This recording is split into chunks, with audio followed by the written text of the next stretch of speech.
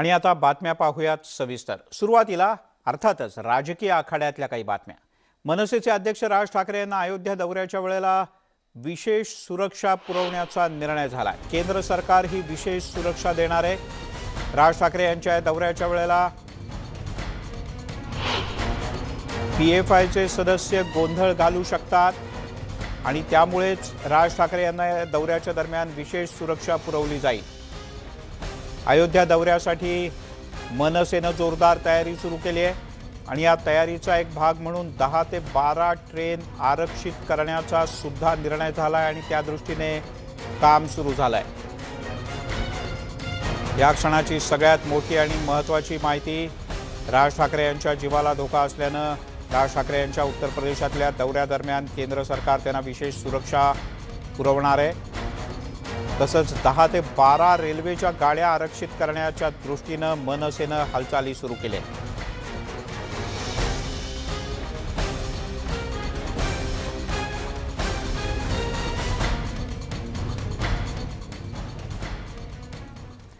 आगामी महानगरपालिका निवडणुकांच्या पार्श्वभूमीवर कल्याणमध्ये मनसे आणि भाजप एकत्र येणार असल्याची चर्चा राजकीय वर्तुळात सुरू झाली। कारण राज ठाकरे यांनी मशिदींवरच्या भोंग्यांबाबत घेतलेल्या भूमिकेचं भाजपनं जोरदार समर्थन केलंय। मनसे आणि भाजपच्या जवळकीची चर्चा सुरू असतानाच कल्याणमध्ये पाण्याच्या प्रश्नावरून मनसे आणि भाजप एकत्र आल्याचं पाहायला मिळालं।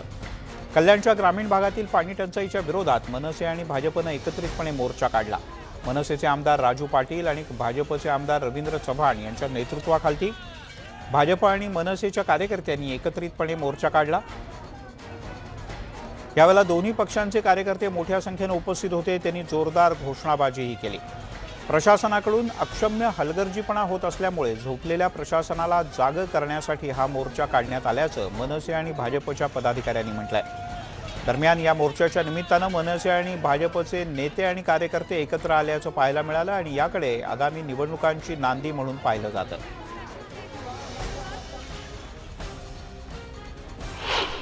आम्हाला श्रेय मिळेल म्हणून आम्ही सुचवलेल्या सूचना पण ते अंमलात आणत नाहीये।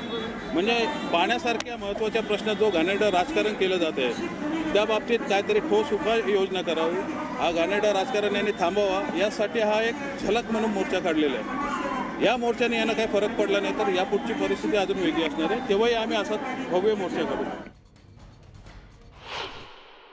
कल्याण डोंबिवली महानगरपालिका एकत्र कल्याण डोंबिवली महानगरपालिकेच्या 27 गावांना पाणी पुरवठा करतं आणि अशा सगळ्या परिस्थितीमध्ये प्रशासन म्हणून यांचं असणारं दुर्लक्ष आणि हेतू पुरस्कार राजकारण करण्याचं जे काम करतायत, त्यामुळे आम्ही सर्वजण सर्व लोकप्रतिनिधी एकत्र आलोय। लोकांच्या नागरिकांच्या समस्यासाठी एकत्र आलो आणि येणाऱ्या काळामध्ये या प्रशासनातील अधिकाऱ्यांना खुर्चीवरती बसणं हे मुश्किल करू हा इशारा देण्यासाठी आम्ही एकत्र आलो। तिकडे राज ठाकरे यांना सोशल मीडियातून काही धमक्या येत असल्याचा दावा करत मनसैनिकांनी त्यांना सुरक्षा पुरवण्याची मागणी केली। याच दरम्यान आता केंद्र सरकारही राज ठाकरे यांना सुरक्षा पुरवण्याची शक्यता आहे। अयोध्या दौऱ्याच्या आधी त्यांना अतिरिक्त सुरक्षा दिली जाऊ शकते। त्यामुळे आता राज ठाकरे यांच्या सुरक्षेवरून राजकारण सुरू झाल्याचं पाहायला मिळतंय।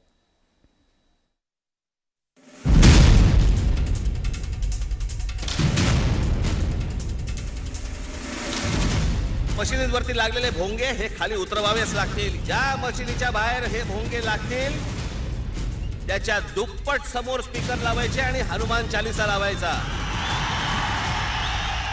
आधी मुंबई, नंतर ठाणे आणि पुण्यामध्ये पत्रकार परिषद घेत राज ठाकरे यांनी मशिदींवरच्या भोंग्याविरोधात एल्गार केला। आता राज ठाकरे यांची पुढची सभा औरंगाबादमध्ये असणार आहे। त्यांचा हिंदुत्ववादाचा अजेंडा आता सुस्पष्ट झालाय। विशेष म्हणजे भोंग्याच्या प्रश्नावर बोलताना राज ठाकरे यांनी हा प्रश्न सामाजिक असल्याचं वारंवार सांगत हिंदूंना तयार राहण्याचं आवाहन केलंय। माझं एवढंच सांगणं आहे की लोकांना वाटतंय की हा धार्मिक विषय भोंग्यांचा।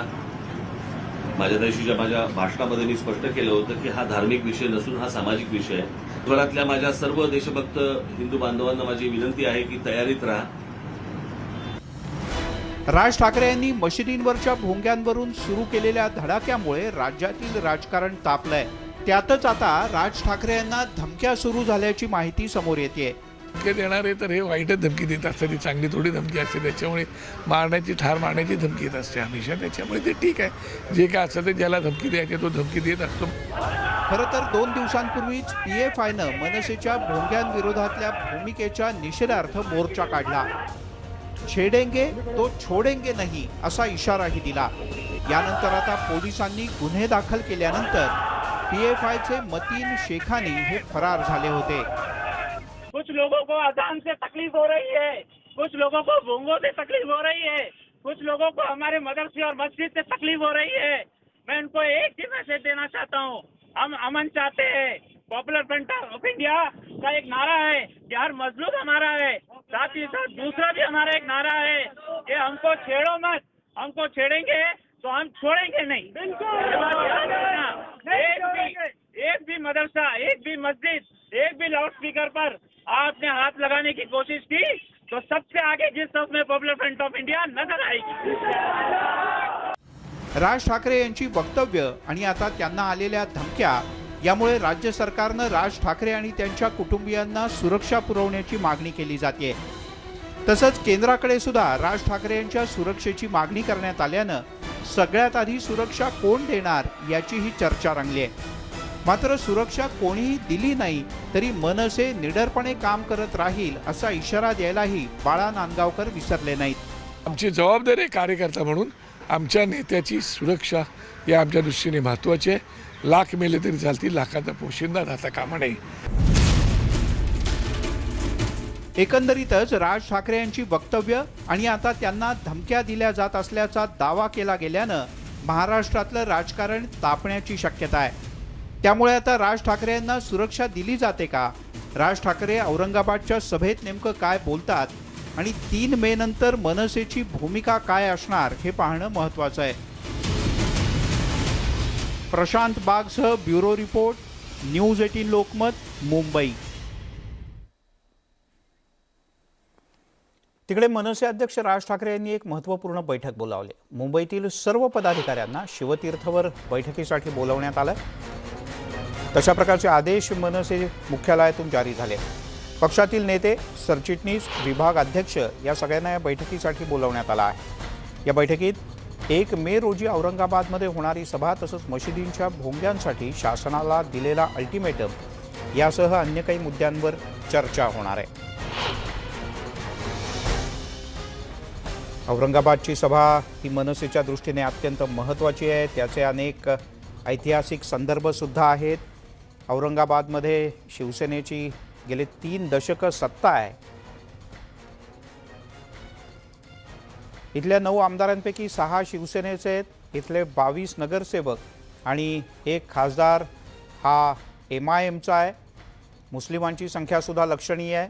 त्यामुळे शिवसेना आणि MIM या दोघांनाही राजकीय शह देण्यासाठी मनसेच्या दृष्टीने औरंगाबादची सभा ही महत्त्वाची असणार आहे. याच मैदानावर बाळासाहेब ठाकरे यांनी औरंगाबादचं नामकरण संभाजीनगर असं केलं होतं. त्यामुळे मराठवाडा सांस्कृतिक मंडळाच्या याच मैदानातल्या सभेकडे राज ठाकरे आणि मनसे हे विशेषत्वाने पाहत आहेत.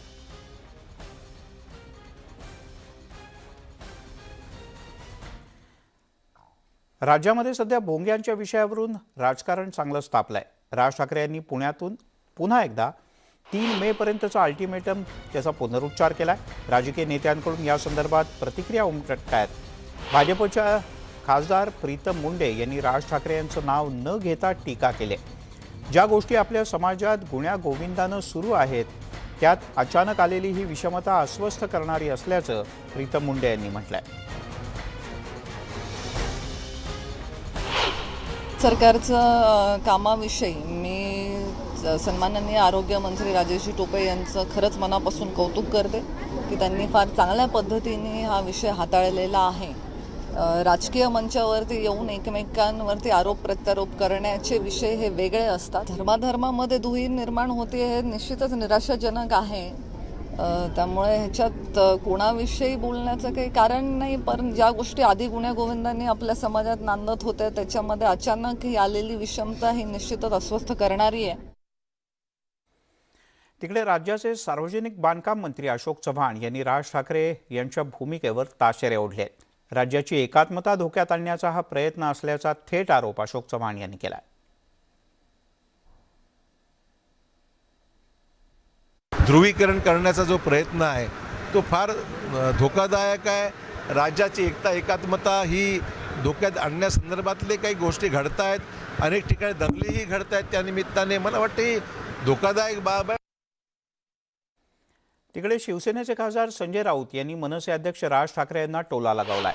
औरंगाबादमध्ये सभा घेतल्यानं काहीही फरक पडणार नसून मराठवाड्याची जनता शिवसेनेच्या पाठीशी असल्याचा विश्वास राऊत यांनी व्यक्त केला.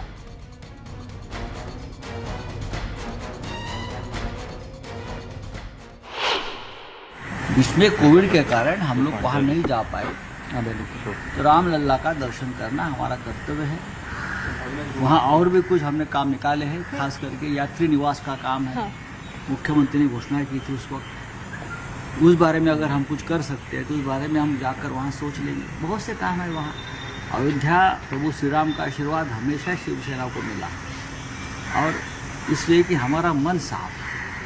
हम जो भी करते हैं राजनीतिक फायदे तोटे के लिए नहीं करते हैं, हम श्रद्धा के नाते करते हैं. मराठवाड़ा की जनता, खास करके संभाजीनगर की जनता है जो है, हमेशा शिवसेना को समर्थन देते आई है. बाला साहब ठाकरे जी को अपना नेता मानते आई है. तो अगर किसी को वहाँ सभा लेना है, क्या करना है, तो उनकी मर्जी है. इस देश में लोकतंत्र है. तिकडे भोंग्याच्या मुद्द्यावरून सुरू झालेला राजकीय आवाज दिवसेंदिवस वाढत चाललाय. मुख्यमंत्री उद्धव ठाकरे आणि गृहमंत्री दिलीप वळसे पाटील यांच्या बैठकीत भोंग्यांच्या विषयी महत्त्वाचा निर्णय घेण्यात आला. तर दुसरीकडे नाशिकच्या पोलीस आयुक्तांनी सर्वच धार्मिक स्थळांना लाऊडस्पीकरसाठी परवानगी घ्यावी लागेल असं स्पष्ट केलंय. मशिदींवरती लागलेले भोंगे हे खाली उतरवावेच लागतील. मनसे अध्यक्ष राज ठाकरेंनी भोंग्याच्या मुद्द्यावरून आवाज चढवला. त्यानंतर त्यांनी पुण्यात जाऊन महाआरती केली.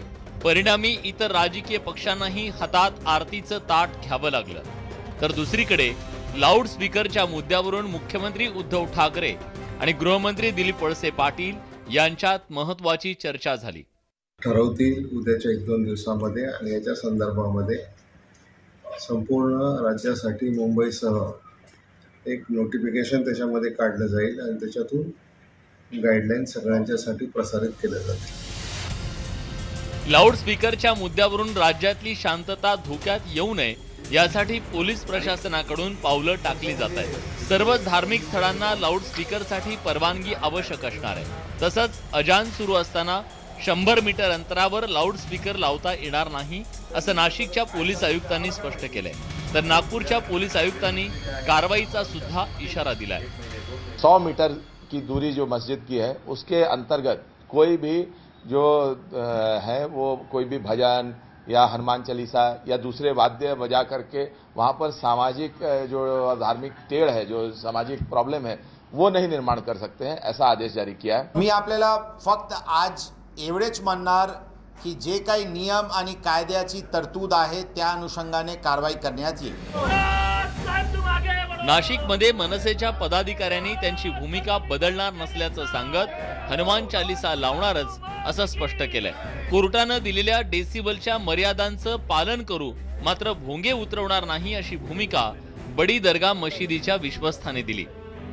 या 3 मे पर्यंत मशिदींवरचे भोंगे जर उतरले नाही तर जितक्या आवाजात मशिदींवरती भोंगे वाजतील त्याच्या दुप्पट आवाजामध्ये हनुमान चालीसा तिथं लावली जाईल आणि यावरती आम्ही ठाम आहोत. मग ते आम्ही 100 मीटर वगैरे याचा आमच्यासाठी काही विषय नसणार आहे. मस्जिदी समोर लावणार म्हणजे लावणार. उद्या आम्ही जाऊ आणि त्यांना देऊ की आम्ही सुप्रीम कोर्टाचे जे आदेश आहे त्याचं पालन करणार आहोत आणि आमची मशिदीचे जे भोंगे जे 65 डेसिबल जी मर्यादा ठेवलेली आहे त्याचे आतच आम्ही अजान देऊ. भोंग्यांसाठी समान नियम असतील तर आंदोलन होणार नाही असं मत प्रवीण दरेकरांनी व्यक्त केलंय. तर धार्मिक तेढ निर्माण करणाऱ्यांवर कारवाई झाली पाहिजे अशी भूमिका काँग्रेसचे प्रदेशाध्यक्ष नाना पटोलेंनी घेतली आहे. सरकारनंच राज्यस्तरीय धोरण म्हणून या गोष्टी करण्याची आवश्यकता आहे. नाहीतर त्या शहरात त्या जिल्ह्यात त्या ठिकाणी वाद निर्माण होईल आणि पुन्हा कायदा सुव्यवस्थेचा प्रश्न निर्माण होऊ शकतो. धार्मिक तेढ निर्माण करण्याचा प्रयत्न महाराष्ट्रातही झाला, पण महाराष्ट्राच्या सक्षम सरकारने हा तेढ निर्माण होऊ दिला नाही. पण आमचं काँग्रेसचं आता भूमिका स्पष्ट आहे की अशा तेढ निर्माण करणाऱ्यावर गुन्हे दाखल करून शासन झालं पाहिजे, ही भूमिका काँग्रेस पक्षाची आहे. शिवसेनेनं भोंग्याच्या मुद्द्यावरून भूमिका स्पष्ट केली. नियम सगळ्यांसाठी सारखे आहेत, त्यामुळे सगळ्यांनी कोर्टाच्या नियमांचं पालन करण्याचं आवाहन गुलाबराव पाटलांनी व्यक्त केलंय. जे नियम आहे ते नियम हिंदूंकरता की असो किंवा मुसलमानांकरता असो सगळ्यांनी पाळले पाहिजे. सर्वोच्च न्यायालयाचे निकाल येत आहेत, त्या पद्धतीने सगळ्यांनी वागलं पाहिजे आणि त्या पद्धतीनं वागणारा आपण सगळेजण आहोत. आवाजासाठी असलेली डेसिबलची मर्यादा पाळण्याच्या मुद्द्यावर एकमत होताना दिसू लागलंय. ही नक्की समाधानाची बाब आहे. त्यामुळे आता राजकीय आवाजावर विवेकाची मर्यादा आली तर हा वाद निवळेल यात शंका नाही. नाशिकहून लक्ष्मण घाटोळसह ब्युरो रिपोर्ट, न्यूज 18 लोकमत. तिकडे प्रार्थनास्थळांवर असलेला लाऊडस्पीकर आणि भोंग्यांच्यामुळे राज्यातलं राजकीय वातावरण चांगलंच तापलंय. एकामागून एक तीव्र प्रतिक्रिया येत आहेत. राज्यातील शांतता भंग होईल अशी शक्यताही निर्माण झाली. मात्र नांदेडमध्ये बारड ग्रामपंचायतीत 5 वर्षांपासून सर्व प्रार्थनास्थळांवरचे भोंगेच काढून टाकण्यात आले. गावातील ज्येष्ठ नागरिकांना आणि विद्यार्थ्यांना त्रास होऊ नये म्हणून हा निर्णय घेण्यात आल्याचं गावकऱ्यांचं म्हणणं आहे. त्यामुळे धार्मिक स्थळावरील भोंग्यांच्या राजकारणापासून बारड पूर्णतः अलिप्त आहे. भोंगाबंदीचं जे हे सुरू झालं वादळ, त्यावर माझ्या एक या गावचा उपसरपंच आहे नात्याने, या देशाचा एक नागरिक आहे नात्याने सर्व जाती धर्माच्या लोकांनी व प्रशासनाने विशेष दखल घेऊन जर एक सामाजिक सलोखा, जर एकमेकाचे समन्वय साधून जर हा प्रत्येक गावामध्ये जर हे धार्मिक स्थळावरील जे काही आपल्या ध्वनी प्रदूषणाचं व सामाजिक तणाव निर्माण होण्याचं जे आता जी स्पर्धा लागलेली आहे, ते जर एकोप्यानं बसून जर हा जर निर्णय घेतला, सर्व जाती समाजाच्या लोकांना एका जागी बोलून सर्व धर्माच्या धार्मिक स्थळावरली भोंगे बंद करून निर्णय घेण्यात आला. त्या निर्णयाला 5 वर्ष आज पूर्ण झाले.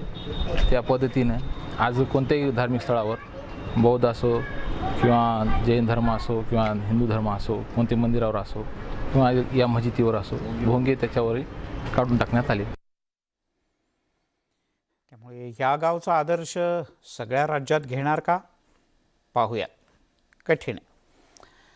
राज्यातील ऐतिहासिक स्थळांचा वारसा जपण्यासाठी मुख्यमंत्री उद्धव ठाकरे यांनी एक मोठं पाऊल उचललं आहे. राज्यातले मंदिरं, गडकिल्ले आणि संरक्षित स्मारकं यांच्या जतन आणि संवर्धनाचं काम करताना त्यांचं मूळ रूप, स्थान, महात्म्य आणि इतिहास लक्षात घेऊन केलं जावं असे निर्देश मुख्यमंत्र्यांनी दिलेत. तसंच संवर्धनाचं काम शास्त्रोक्त पद्धतीनं आणि कालबद्धरित्या करण्यात येईल याची सुद्धा काळजी घेतली जावी असंही मुख्यमंत्र्यांनी स्पष्टपणे संबंधित अधिकाऱ्यांना बजावलं आहे. त्यासाठी पहिल्या टप्प्यात राज्यातली 8 मंदिरं आणि 6 गडकिल्ल्यांचा विकास आणि संवर्धन करण्यात येणार आहे.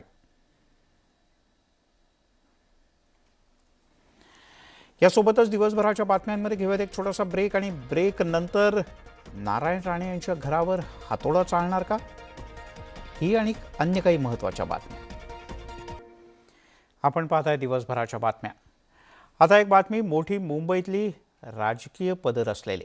मुंबई महानगरपालिका निवडणुकांच्या तोंडावर शिवसेना आणि केंद्रीय मंत्री नारायण राणे यांच्यात हातोडा नाट्याचा नवीन अंक सुरू झाला आहे. कारण मुंबई महानगरपालिका नारायण राणे यांच्या बंगल्यावर हातोडा घालण्याच्या तयारीत आहे. नारायण राणे यांच्या बंगल्यातील बांधकाम हे नियमित करण्याचा अर्ज फेटाळण्यात आला आहे. बांधकाम नियमित करण्याची योग्य कागदपत्र पुन्हा सादर करण्यासाठी 15 दिवसांची अंतिम मुदत देण्यात आली. 15 दिवसानंतर योग्य कागदपत्र सादर न झाल्यास महानगरपालिका कारवाई करणार असल्याचंही समोर आलंय. नारायण राणे यांच्या जुहू इथल्या आधीश बंगल्याचं प्रकरण गेल्या अनेक दिवसांपासून गाजत होतं. अलीकडे हे प्रकरण उच्च न्यायालयात गेलं.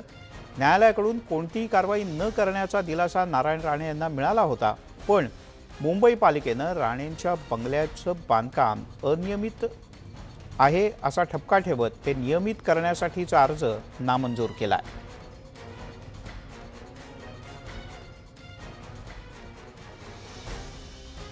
आपल्यासोबत बोलण्यासाठी केंद्रीय मंत्री नारायण राणे आहेत. दादा, काय सांगाल? आदेश या तुमच्या निवासस्थानासंदर्भात तुम्ही जो महापालिकेला अर्ज केला होता तो अर्ज नामंजूर करण्यात आलेला आहे. तुम्हाला आता 15 दिवसांची मुदत देण्यात आलेली आहे. एक तर तुम्हाला सांगेन, मी घराच्या कारवाईबद्दल कुठल्याबद्दल मी बोलू इच्छित नाही. पण आता तुम्ही आलात बोलता म्हणून एक सांगेन, अशा बरेच नोटीस झाल्या. माझ्या घरात 3 नोटीस दिल्या. एक 57 CRची जी नोटीस विड्रॉ केली सरकारने, आणि आम्ही सगळ्या नोटिसांना उत्तर रितसर कायदेशीर दिलेलं आहे. कोर्टाने त्याला सगळ्यांना स्थगिती दिली आहे, स्थगित दिली. कोर्टावर आमचा विश्वास आहे. हे सुडाने चाललेलं आहे, जलसीपणा. आमचं मराठी माणसाचं घर या माणसाला बघवत नाही, पावत नाही.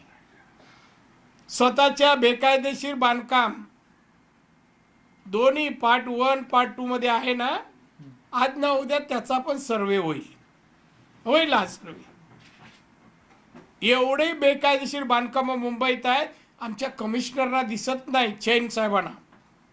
त्यांना टेंडरच दिसतात, त्यांची मालमत्ता त्यांना दिसत नाही. ते आम्हाला दिसते, आमची यादी आहे आमची. आणि म्हणून सुडाने आक्साने केलेली कारवाई आहे, याला मागात पडेल. मी अशा बांधकामांकडे जाऊन दाखवेन, मी स्वतः जाईन. हे बघा, हे मोजा, या नेत्याचं घर आहे, याने बांधलेलं आहे. शिवसेना नेते सैनिकांपर्यंत जाणार नाही, आमदारांपर्यंत नाही. आताचे मंत्री आणि काय पुढे मोरके आहेत ते, आणि मातोश्री. धन्यवाद दादा, तुम्ही न्यूज 18 लोकमतशी बातचीत केल्यासंदर्भात. हे होते आपल्यासोबत बोलण्यासाठी केंद्रीय मंत्री नारायण राणे. व्हिडिओ जर्नलिस्ट प्रवीण शेट्टीसह मी तुषार रुपनवर, न्यूज 18 लोकमत, मुंबई. तिकडे ॲडव्होकेट गुणरत्न सदावर्ते यांना साताऱ्याच्या सत्र न्यायालयानं 14 दिवसांची पोलीस कोठडी सुनावली. सोलापुरात छत्रपतींच्याबद्दल आक्षेपार्ह वक्तव्य केल्याप्रकरणी सदावर्ते हे सातारा पोलिसांच्या अटकेत आहेत. सातारा पोलिसांनी ॲडव्होकेट गुणरत्न सदावर्ते यांची 2 दिवसांची पोलीस कोठडी मिळावी अशी मागणी केली होती. ती नामंजूर करत सदावर्ते यांना 14 दिवसांची न्यायालयीन कोठडी सुनावण्यात आली. दरम्यान डॉक्टर जयश्री पाटील या सदावर्ते यांच्या पत्नी यांना मोठा दिलासा मिळाला आहे. त्यांना 29 एप्रिलपर्यंत अटक न करण्याचे निर्देश मुंबई सत्र न्यायालयानं मुंबई पोलिसांना दिले आहेत.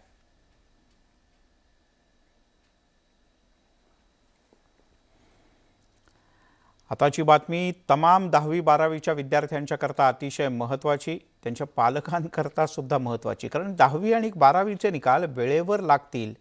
मार्चमध्ये एक मीटिंग झाली आहे, पुढच्या आठवड्यात आणखीन एक मीटिंग होणार आहे आणि त्याचा पाठपुरावा सुरू असल्याचं शिक्षण मंत्री वर्षा गायकवाड यांनी म्हटलं आहे. साधारण 15 दिवसांच्या अंतरानं 10वी आणि 12वीचा निकाल लागतो. यावर्षी निकाल वेळेत लागेल असं मत शिक्षण मंत्री वर्षा गायकवाड यांनी व्यक्त केलं. त्या अहमदनगरमध्ये शिक्षण अधिवेशनाच्या कार्यक्रमात बोलत होत्या. आम्ही बिलकुल आपल्याला प्रत्येक वर्षी माहिती आहे की आमचे रिझल्ट जे असतात ते जूनच्या पहिल्या वीकमध्ये 12वीचा लागतो आणि जवळपास 15 दिवसानंतर 10वीचा निकाल लागतो. आमचा प्रयत्न आहे की त्या संदर्भामध्ये सुद्धा आमची एक मधल्या काळात बैठक होती, ती पुढच्या हप्त्यात होणार आहे. परंतु निकाल वेळेत लावण्याचा आमचा मानस आहे आणि तो लावला जाण्याचा प्रयत्न आमचा. राज्यामध्ये शिवसेनेची सत्ता असताना एका शिवसैनिकाला मंत्र्यासमोर रडण्याची वेळ आली. धुळे शहरामध्ये शिवसेनेच्या एकमेव नगरसेविका ज्योत्स्ना पाटील यांचे पती प्रफुल्ल पाटील हे पाणीपुरवठा मंत्री गुलाबराव पाटील यांच्यासमोर विकास कामासाठी निधी मिळत नाही म्हणून अक्षरशः भांबावले. त्यांच्या डोळ्यात पाणी आलं. धुळे शहरातील शासकीय विश्रामगृहात मंत्री चंद्रकांत पाटील यांनी निवडक शिवसेना पदाधिकारी आणि कार्यकर्त्यांची बैठक घेतली. या बैठकीत प्रफुल्ल पाटील यांनी विकास निधीसाठी किती संघर्ष करावा लागतो हे सांगायला सुरुवात केली. यावेळी त्यांना थांबवण्याचा प्रयत्न झाल्यानंतर प्रफुल्ल यांच्या भावनांचा बांध फुटला आणि त्यांना अक्षरशः रडू कोसळलं. त्यांना हुंदका फुटल्याचं पाहताच मंत्री पाटील यांनी त्यांची समजूत घातली आणि थेट विकास निधी देण्याचं आश्वासन दिलं. मात्र सत्तेतील पक्षाच्या प्रमुख कार्यकर्त्यांना विकास निधीसाठी आता रडण्याची वेळ आली आहे आणि तेही शिवसैनिकाला. हे सर्वसामान्य शिवसैनिकांच्या करता बेचैन करणार आहे.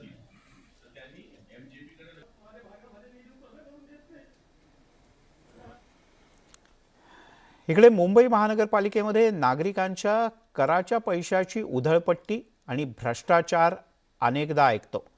पण आता कंत्राटी कर्मचाऱ्यांचा भविष्य निर्वाह निधी, त्यातही भ्रष्टाचाऱ्यांनी डल्ला मारणं सोडलेलं नाही. त्यामुळे आता कर्मचाऱ्यांनी हा लढा थेट रस्त्यावर आणायचा निर्णय घेतलाय.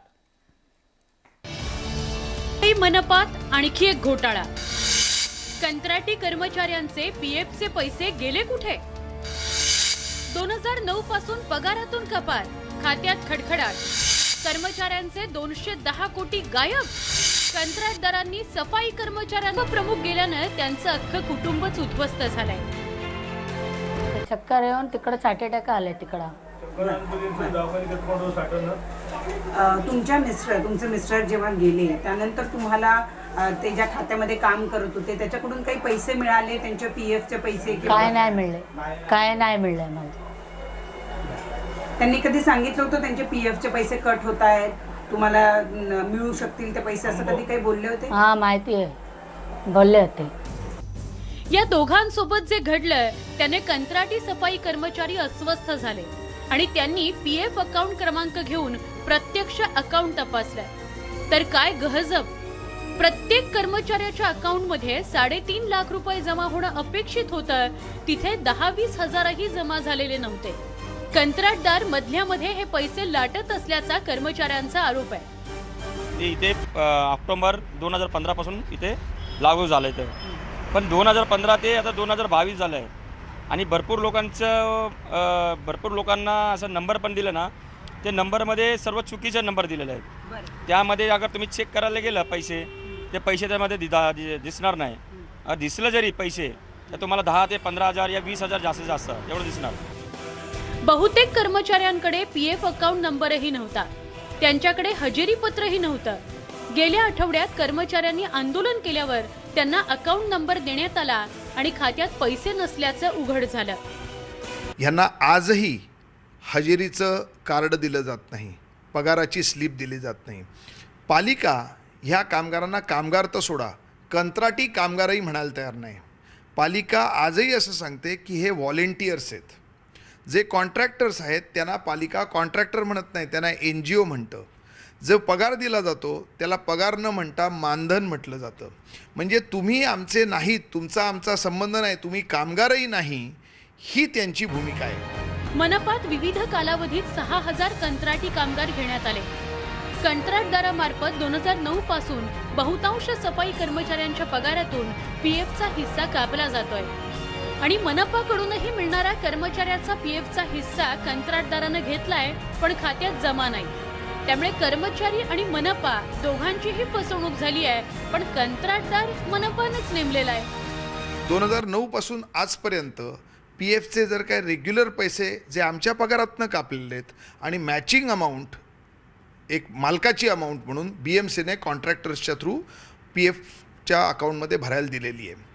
एकाही कामगाराला थ्रूआउट सलग रिसीट मिळालेली नाही, म्हणजे आणि अनेकांना एक पैसाही तिथे नाही आहे. मग हे जवळजवळ 190 कोटी रुपये 2009 पासूनचे गेले कुठे? कर्मचाऱ्यांच्या अंदाजानुसार हा साधारण 210 कोटींचा घोटाळा आहे. पण कंत्राटी कर्मचाऱ्याचा कुणी वाली नसल्यानं मनपा कंत्राटदार कामगारांचं शोषण करतात. कर्मचाऱ्यांच्या नावानं खोटी अकाउंट्स उघडून पैसे लाटण्यात आल्याचाही आरोप होतोय. यात मुंबई मनपा प्रशासन हस्तक्षेप करून हा प्रश्न सोडवणार का, हे पाहणं महत्त्वाचं आहे. व्हिडिओ जर्नलिस्ट अरुण पेडणेकर, अय्याज अहमदसह प्रणाली कापसे, न्यूज 18 लोकमत, मुंबई. याच संदर्भातलं एक सविस्तर वृत्त बरोबर 11 वाजता तुम्ही न्यूज 18 लोकमतवर महामुंबईमध्ये पाहू शकाल. तिकडे अमरावतीच्या अचलपूरमध्ये झेंड्यावरून 2 गटात हाणामारी झाली आणि शहरात मोठा तणाव निर्माण झाला. सध्या अचलपूर आणि परतवाडामध्ये तणावपूर्ण शांतता असून शहरात संचारबंदी लागू करण्यात आली.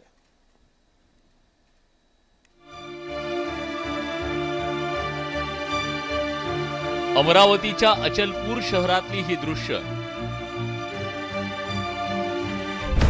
दुलागेट परिसरात झालेल्या मारहाणीनंतर जागोजागी पोलिसांचा चोख बंदोबस्त तैनात करण्यात आलाय. सध्या शहरात तणावपूर्ण शांतता आहे. पाहू शकतो या ठिकाणी ड्रोन कॅमेरा आणलेला आहे. झेंडा चौक परिसर आहे, याच परिसरात काल जे रात्री आहे दोन्ही गटांमध्ये तुफान हाणामारी झाली होती. एकच यामध्ये या तुफान हाणामारीमध्ये पोलिसांचा एक कर्मचारी जो तो जखमी झालेला आहे. माझ्यासोबत पोलीस अधिकारीसुद्धा, आपण त्यांना नेमकं विचारण्याचा प्रयत्न करणार आहोत की नेमकी ही दंगल घडल्यानंतर किंवा या ठिकाणी राडा झाल्यानंतर नेमकं पोलिसांनी काय प्रिकॉशन घेतलेले आहे. पोलिसांच्या गाड्या ज्या आहेत ती या अचलपूर शहरामध्ये आता संपूर्णतः संचारबंदी लावण्यात आलेली आहे. नागरिकांना अति आवश्यक कामाशिवाय फिरण्यास जी आहे ती मनाई करण्यात आलेली आहे.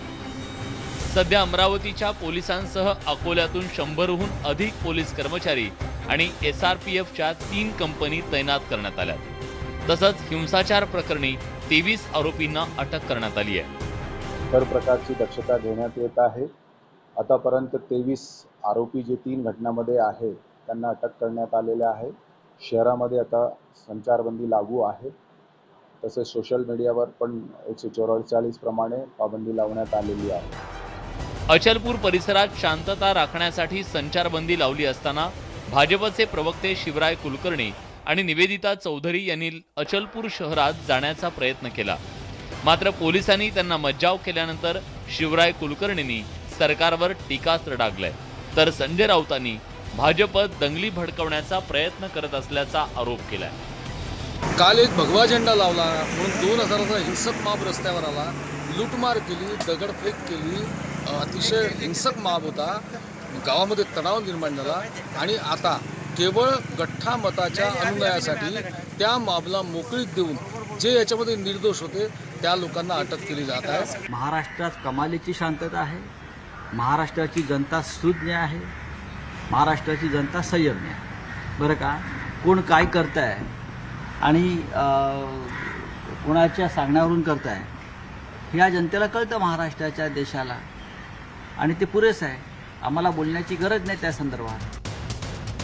यापूर्वी अचलपूर शहरात 2007 साली दंगल झाली होती. त्यानंतर 2019 मध्येही तणावाचं वातावरण निर्माण झालं होतं. अशा या दंगलींमध्ये सर्वसामान्य आणि व्यापाऱ्यांचं मोठ्या प्रमाणात नुकसान होत असल्याची प्रतिक्रिया व्यापारी संघटनेने दिली आहे. नेमके मोजके काही लोक हे अशातला प्रकार करते आणि याचा जो त्रास आहे तो सर्वसामान्य जनतेला भोगावा लागतं. नाहक त्रास होत आहे. त्यामुळे गेल्या 3 दिवसापासून बँक बंद होते. अजून आज 4था दिवस कोणाला न सांगता काल रात्री उशिरा 11:30 वाजेपासून कर्फ्यू लागलेला आहे, संचारबंदी लागलेली आहे आणि लोकांना याचा त्रास भोगावा लागला. अचलपूर परिसर हा संवेदनशील परिसर समजला जातो. आता पुन्हा जातीय तेढ निर्माण झाल्यानं सगळ्यांनी शांतता राखावी असं आवाहन खासदार नवनीत राणांनी केलंय.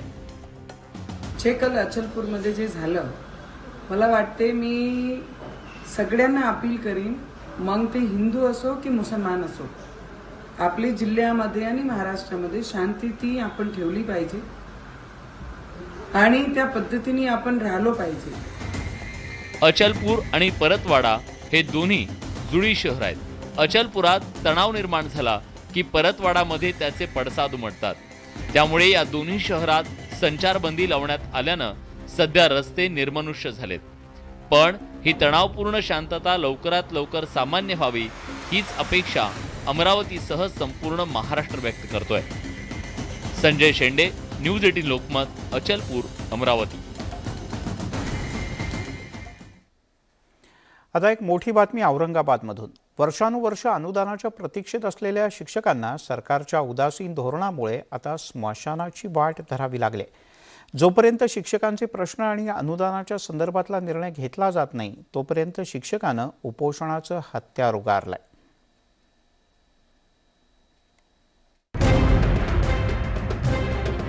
अनुदान मिळावं यासाठी पुन्हा एकदा शिक्षकांनी आंदोलनाचं हत्यार उपसलंय. मात्र सरकारला याचं काही सोयरसूतकच उरलेलं नाही. त्यामुळे या उदासीन प्रशासनाला जाग आणण्यासाठी शिक्षकांनी थेट स्मशानाचीच वाट धरली. हक्काचं अनुदान मिळवण्याकरता अखेरच्या श्वासापर्यंत लढावं लागलं तरी प्रशासनाच्या विरोधात लढा देण्याची भूमिका या शिक्षकांनी घेतली आहे. त्यामुळे गेल्या 16 दिवसांपासून औरंगाबादच्या स्मशानभूमीच्या बाहेर गजानन खैरे या शिक्षकानं अन्नत्याग आंदोलन सुरू केलं. आश्वासनं देऊनही शिक्षक माघार घेत नसल्यानं अखेर पोलिसांनी बळाचा वापर केला. मात्र आंदोलक शिक्षक आपल्या मागणीवरून तसूभर सुद्धा ढळले नाहीत.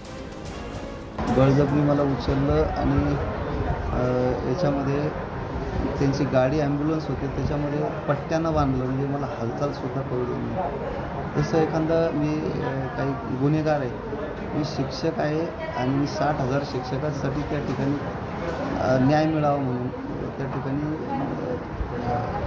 मुकुंदवाडी हे केलं.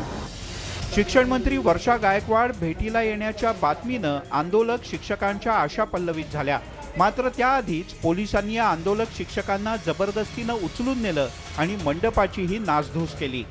त्यांना उचलून दवाखान्यात नेलं जरी असलं तरी गजानन खैरे यांनी आपलं आंदोलन हे सुरू ठेवलेलं आहे आणि त्या ठिकाणी आता जलत्याग आंदोलन त्यांनी सुरू केलेलं आहे. जवळपास 15 दिवस या आंदोलनाची दखल कुणी घेतली नव्हती. मात्र आज शिक्षण मंत्री वर्षा गायकवाड याच रस्त्यावरून जाणार होत्या ज्या ठिकाणी आंदोलन उभं होतं. त्यामुळं पोलिसांनी रात्री येऊन या ठिकाणी जे आहे तंबू उकडून टाकला, तंबू तोडून टाकला आणि गजानन खैरे उपोषणकर्ते जे शिक्षक आहेत त्यांना जबरदस्तीनं उचलून नेल्याचा आरोप आंदोलनकर्त्यांनी केलेला आहे. अनुदानासाठी प्राण तळहातावर घेऊन आंदोलन करणारे जिगरबाज शिक्षक गजानन खैरे यांनी थेट रुग्णालयातच पोलिसांसमोर उपोषण सुरू ठेवलंय. तसंच रुग्णालयातून बाहेर पडल्यानंतर न्याय न मिळाल्यास आयुष्य संपवण्याचीच धमकी देऊन टाकली. खरं तर माझं आंदोलन आता सुरू झालं आहे. मी इथं मला बळजबरीनं आणलं आहे आणि इथं मी पाणी पिलं नाही, अन्नाचा त्याग आहे, गोळ्या औषध घेणार नाही आणि मला सुट्टी झाल्यानंतर कोणत्याही क्षणी मी माझा जो जीव आहे तो संपवण्याचा प्रयत्न उडी मारून करणार आहे. सनदशीर मार्गानं सुरू झालेलं शिक्षकांचं आंदोलन पोलिसांनी हिंसक पद्धतीनं मोडल्याचा शिक्षण तज्ज्ञांनी निषेध केलाय.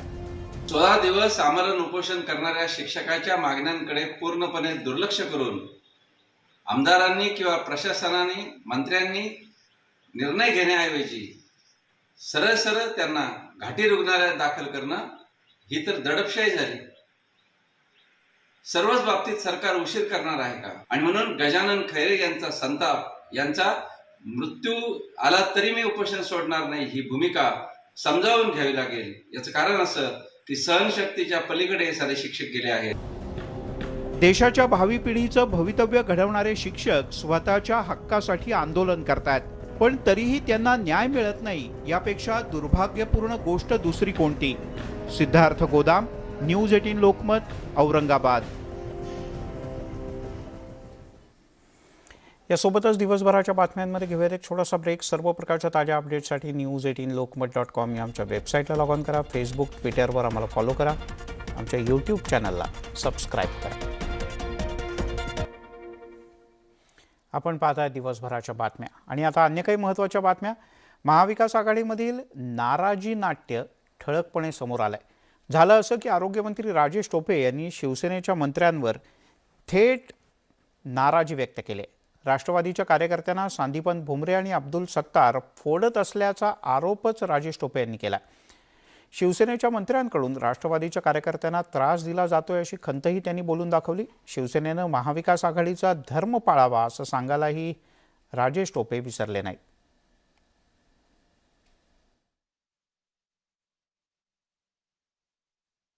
आता जेवढं मी जमून सांगून समजेल तेवढं तर मी सांगणार. भुमरे साहेब असेल किंवा सरदार साहेब असतील, दोघांनाही मी सांगणार की बाबा तुम्ही अशा पद्धतीनं आमच्या राष्ट्रवादीच्या कार्यकर्त्याला तुमच्या सत्तेच्या बळावर फोडाफोडी करू नका. ग्रामपंचायती असतील, आला तर इकडं माळ घातली तरच आम्ही तुला देऊ वगैरे वगैरे ह्या गोष्टी टाळल्या पाहिजेत. कारण आपण महाविकास आघाडी होतो आणि त्या दृष्टिकोनातून तो धर्म त्यांनी पाळला पाहिजे. आणि आता एक महत्त्वाची बातमी. मंत्र्यांच्या समोर प्रशासन कशाप्रकारे तात्पुरती मलमपट्टी करतं याचा प्रत्यय उस्मानाबादमध्ये आला. जिल्ह्यातल्या एकमेव स्त्री रुग्णालयात पाणीच नव्हतं. रुग्णांच्या नातेवाईकांचे हाल सुरू होते, पण केंद्रीय आरोग्य राज्यमंत्री भारती पवार रुग्णालयात येणार असल्यानं प्रशासनानं तात्पुरती पाण्याच्या जारची सोय केली.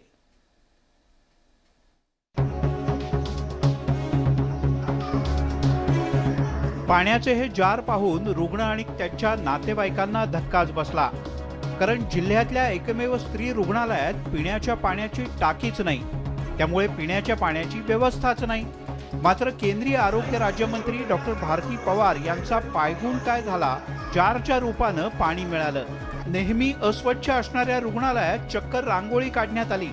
एक दिवसाचा हा देखावा पाहून रुग्ण आणि त्यांच्या नातेवाईकांचा संताप अनावर झाला. ह्याच्यामध्ये दररोजच्या 5-4 बाटल्या जर धरलं तर दररोज 150 ते 200 रुपये नुसतं पेच्या पाण्याला जावं लागेल. जर सिव्हिलमध्ये पाणी सोय कशामुळे नाही त्याचं कारण ते आम्हाला काय कळत नाही. आज ही मंत्री येणार म्हणून विचार आणले. दररोज इथं पाण्याची सोय नाही काय नाही आणि इथल्या स्टाफचं जरा बोलणं म्हणजे पेशंटला व्यवस्थित नाही. पाणी टायमाला सुद्धा नाही, फक्त डिलिव्हरी बायाची शिजरी झाल्या बायाला सोयी असतात. संडासची सोय नाही इथं हाय ती पण एकच संघात चालू सगळे बंदच आहे आज. रुग्णालय प्रशासनाच्या कारभाराविरोधात प्रचंड नाराजी आहे. प्रशासनाच्या अकार्यक्षमतेचा फटका रुग्णांना इथे कायमच सहन करावा लागतो.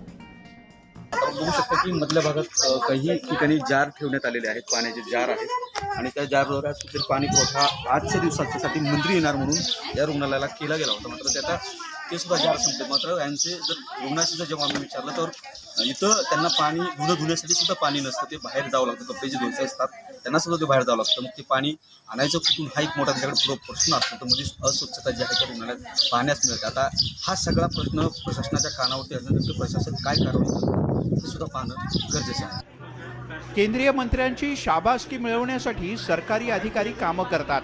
मंत्र्यांच्या दौऱ्याच्या वेळेला सगळं काही आलबेल असल्याचा देखावा केला जातो. मंत्र्यांच्या शाबासकीच्या ऐवजी अधिकाऱ्यांनी सामान्यांसाठी काम केलं तर त्यांचे आशीर्वादही मिळतील आणि रुग्णालयाचा दर्जाही सुधारेल. बालाजी निरफळ, न्यूज 18 लोकमत, उस्मानाबाद. तिकडे कोल्हापुरात सध्या अंबाबाईच्या रथोत्सवाच्या निमित्तानं मोठा उत्साह पाहायला मिळतोय. रथोत्सवानंतर दुसऱ्या दिवशी छत्रपती शिवाजी महाराज आणि छत्रपती ताराराणी यांचा रथोत्सव होत असतो. छत्रपती शाहू महाराज यांनी हा रथोत्सव सुरू केला. यावर्षी सरकारच्या वतीनं 18 एप्रिल ते 6 मे पर्यंत शाहू स्मृती शताब्दी सोहळा आयोजित करण्यात आला. त्याचा शुभारंभ या निमित्तानं झाला. यावेळेला पारंपरिक लवाजमासह ढोल ताशांच्या गजरात रथोत्सव सुरू झाला. राजश्री छत्रपती शाहू महाराजांची स्मृती शताब्दीची सुरुवात आज सुरू झालेली आहे. आज 18 एप्रिलला ताराराणींचा शिवाजी महाराजांचा रथ उत्सवच्या माध्यमातून ही सुरुवात आहे. त्याला कारणच हे आहे की 1914ला राजश्री छत्रपती शाहू महाराजांनी जे पूर्ण महाराष्ट्रातून येणारे आणि कर्नाटकात येणाऱ्या लोकांना सुद्धा शिवाजी महाराज ताराराणी समजावेत म्हणून 1914ला शाहू महाराजांनी रथोत्सव सुरू केला होता. म्हणून आम्ही सर्वांनी हे औचित्य साधून शाहू महाराजांचा स्मृती शताब्दी कोल्हापुरातून आज आम्ही सुरुवात केलेली आहे. अंबाबाईच्या रथोत्सवानंतर दुसऱ्या दिवशी करवीर संस्थानमध्ये छत्रपती शिवाजी महाराज आणि ताराराणी यांचा रथोत्सव संपन्न होतोय आणि तुम्ही या ठिकाणी पाहू शकाल मोठ्या संख्येनं शिवप्रेमी आणि भाविक आहेत ते या ठिकाणी दाखल झालेले आहेत आणि रथोत्सवाला यावर्षी सुरुवात झाल्याचं आपल्याला पाहायला मिळते. खरं तर यावेळी शाहू स्मृती शताब्दी वर्ष आहे आणि या निमित्तानं पालकमंत्री सतेज पाटील, छत्रपती शाहू महाराज, खासदार संभाजीराजे छत्रपती, माजी आमदार मालोजीराजे, जिल्हाधिकारी राहुल रेखावार, आयुक्त आणि इतर जे प्रशासकीय अधिकारी आहेत या सगळ्या मान्यवरांच्या हस्ते या रथोत्सवाचं निमित्तानं या पर्वाचं सुद्धा आहे ते उद्घाटन या ठिकाणी करण्यात आलेलं आहे. एकूणच पाहायला गेलं तर पारंपरिक लवाजव्यासह हा रथोत्सव असतो आणि रथ तुम्हाला दिसतोय तो रथ आहे तो या रथामध्ये छत्रपती शिवाजी महाराज आणि ताराराणी यांच्या प्रतिमा या ठिकाणी आपल्याला पाहायला मिळतील. या ठिकाणी छत्रपती घराण्याचे प्रतिनिधीसुद्धा उपस्थित असतात आणि त्यांच्या उपस्थितीमध्ये या रथोत्सवाला सुरुवात होते.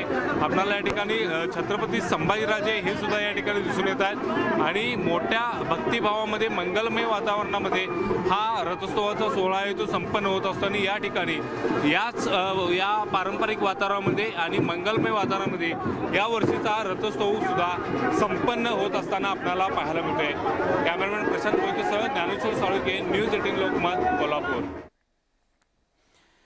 तिकडे कानपूरमधल्या एका कार्यक्रमात राम महोत्सवात सहभागी होण्यासाठी आलेल्या साध्वी ऋतंभरा यांनी एक वक्तव्य केलंय. त्यांनी हिंदूंना 1-2 नव्हे तर 4 मुलं जन्माला घालण्याचं आवाहन केलंय. राज्यातील कानपूरमध्ये विश्व हिंदू परिषदेतर्फे रामोत्सवाचं आयोजन करण्यात आलं होतं. या कार्यक्रमात सहभागी होण्यासाठी साध्वी ऋतंभरा आल्या होत्या. कार्यक्रमात उपस्थितांना संबोधित करताना त्यांनी प्रत्येक हिंदूनं 2 मुलांच्या विचारातून बाहेर आलं पाहिजे. प्रत्येक हिंदूला आता 4 मुलं असली पाहिजेत असं विधान केलं. यानंतर आता वादाला सुरुवात झाली. दूसरी बात, आपने तो 2 बच्चे पैदा किए है ना, हम दो हमारे 2, तो मेरा निवेदन है कि हिंदू समाज के बंधुओं 2 संतानें नहीं 4 संतानों को जन्म दीजिए. 2 संतानें राष्ट्र के लिए. आणि आता एक महत्त्वाची बातमी. भारताचे नवे लष्कर प्रमुख म्हणून लेफ्टनंट जनरल मनोज पांडे हे पदभार स्वीकारतील. या महिन्यात निवृत्त होणाऱ्या मनोज नरवणे यांच्या नंतर मनोज पांडे यांची नियुक्ती करण्यात आली. लष्कर प्रमुख बनणारे ते पहिले इंजिनियर आहेत. मनोज मुकुंद नरवणे यांच्यानंतर लेफ्टनंट जनरल मनोज पांडे हे लष्करातले सगळ्यात वरिष्ठ अधिकारी आहेत. नरवणे यांचा 28 महिन्यांचा कार्यकाळ 30 एप्रिल रोजी संपतोय. जनरल MM नरवणे हे चीफ ऑफ डिफेन्स स्टाफ या पदासाठीच्या स्पर्धेमध्ये आघाडीवर आहेत. नवे लष्कर प्रमुख मनोज पांडे यांच्या आजपर्यंतच्या कारकिर्दीचा एक धावता आढावा घेऊयात. देशाचे लष्कर प्रमुख म्हणून पहिले इंजिनियर ते असणार आहे. 37 वर्षांची त्यांची लष्करी कारकीर्द आहे. डिसेंबर 1982 मध्ये इंजिनियर कोर म्हणजे बॉम्बे सॅपर्समध्ये त्यांची नियुक्ती झाली. वेस्टर्न थिएटर इंजिनियर ब्रिगेडचं त्यांनी नेतृत्व केलं. पायदळ ब्रिगेड, लडाखमध्ये माउंटन डिव्हिजन आणि ईशान्येकडच्या कॉपर्सचं सुद्धा त्यांनी नेतृत्व केलं. अंदमान निकोबार कमांडच्या कमांडर इन चीफची जबाबदारी त्यांनी उत्तमपणे सांभाळली. ऑपरेशन विजय आणि ऑपरेशन पराक्रममध्ये त्यांचा सक्रिय सहभाग होता. परमविशिष्ट सेवा पदक आणि अतिविशिष्ट सेवा पदक तसंच विशिष्ट सेवा पदकानं त्यांना यापूर्वी सन्मानित करण्यात आलं आहे. कंबर्ली अर्थात ब्रिटन स्टाफ कॉलेज, महूचं आर्मी वॉर कॉलेज आणि दिल्लीच्या नॅशनल डिफेन्स कॉलेजमधून हायर कमांड कोर्स त्यांनी पूर्ण केला आहे. मनोज पांडे यांचं कुटुंब मूळचं नागपूरचं आहे. प्राथमिक शिक्षण हे नागपूरच्या वायुसेना नगरातल्या केंद्रीय विद्यालयात त्यांचं झालं. 11वी नंतर UPSC पास करून त्यांनी NDAमध्ये दाखल होत डेहराडूनच्या मिलिटरी इंजिनिअरिंग कॉलेजमधनं पदवी घेतली.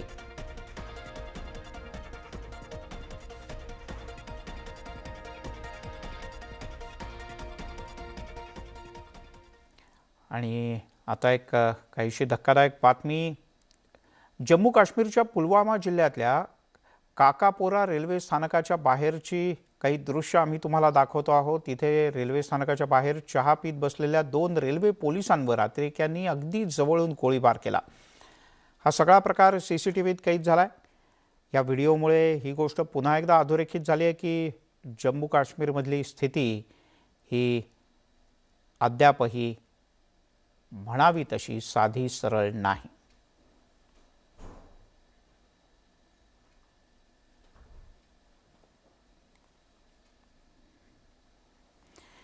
यासोबत दिवसभराच्या बातम्यांमध्ये इथे थांबूया. थोड्याच वेळात माझी सहकारी सुवर्णा जोशी घेऊन येते मुंबईची बित्तम बातमी, महामुंबई.